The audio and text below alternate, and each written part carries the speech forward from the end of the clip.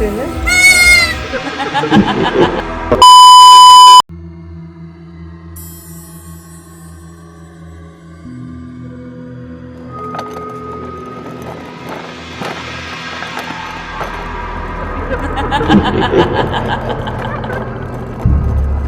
Hello বন্ধুরা, আমার নাম উর্বশী। তোমরা কম বেশি সবাই আমাকে চেনো। আজ আমি আমার সাথে ঘটে যাওয়া এক ভয়ঙ্কর রাতের সত্য ঘটনা তোমাদের সাথে শেয়ার করতে চলেছি। সেই রাত ছিল 18ই এপ্রিলের রাত।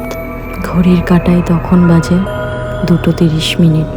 আমরা ট্রেন থেকে নেমে পড়েছিলাম এক অজানা স্টেশনে। নামার পর আমরা আশেপাশে কাউকে দেখতে না পেয়ে সোজা চলে যাচ্ছিলাম ইনকোয়ারি অফিসের খোঁজে। আর ঠিক তখনই এক মহিলার চিৎকারের আওয়াজ শুনতে পাই আমরা জিনিসটাকে গুরুত্ব না দিয়ে এগিয়ে যেতে লাগলাম। আর ঠিক তখনই এই ঘটনা ঘটার পরও আমরা ভয় না পেয়ে কিছুটা সামনের দিকে এগিয়ে গিয়েই বুঝতে পারলাম এখানে ইনকোয়ারি অফিস তো দূরের কথা, আমরা ছাড়া একটা মানুষজনও নেই।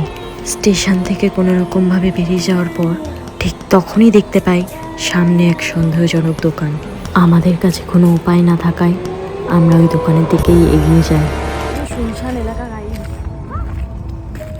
আর হাওয়া হতেই হয়েছে, বুঝতে পারছি। একটা দোকান দেখতে পেয়েছি ছোট বাড়ির মধ্যে। দোকানে ঢোকার মুখেই দেখতে পাই গেটের সামনে এক ভদ্রমহিলা চেয়ার নিয়ে বসেছিলেন। এটা দেখার পর সন্দেহটা আরও বেড়ে গেল, কারণ এতটা শুনশান এলাকায় একটা দোকান, তার উপরে উনি বলছিলেন উনি নাকি এখানে একাই থাকেন। কিন্তু আমরা এখানে এসে যতটা বুঝলাম এখানে একটা মানুষ একা থাকা কোনোভাবে পসিবলই নয়, কারণ এখানে কোনো জনবসতি নেই, তার উপরে কোনো ইলেকট্রিকের ব্যবস্থাও নেই। তোমরা নিজেরাই দেখতে পাচ্ছ, আর যেটুকু আলো তোমরা দেখছো সেটা আমার ফোনের ফ্ল্যাশ লাইটের আলো ছিল।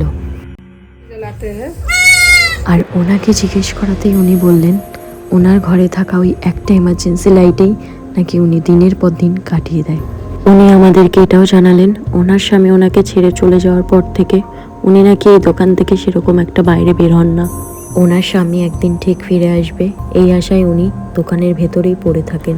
সব কথা শোনার পর আমাদের সন্দেহটা আরও বেড়ে যাওয়াতে আমরা আর বেশি দেরি না করে এখান থেকে কিছু কিনে নিয়ে বাইরে বেরিয়ে গেলাম। উনি আমাদেরকে থাকার জন্যও বলেছিল, কিন্তু আগেই বলেছিলাম সন্দেহজনক দোকান। সন্দেহটা কি তোমরা কেউ ধরতে পেরেছো? এই দোকানে যখন কোনো ইলেকট্রিসিটির ব্যবস্থা নেই আর উনি যখন এই দোকানের বাইরেও বের হন না, তাহলে দিনের পর দিন এমার্জেন্সি লাইটটা জ্বলে কি করে?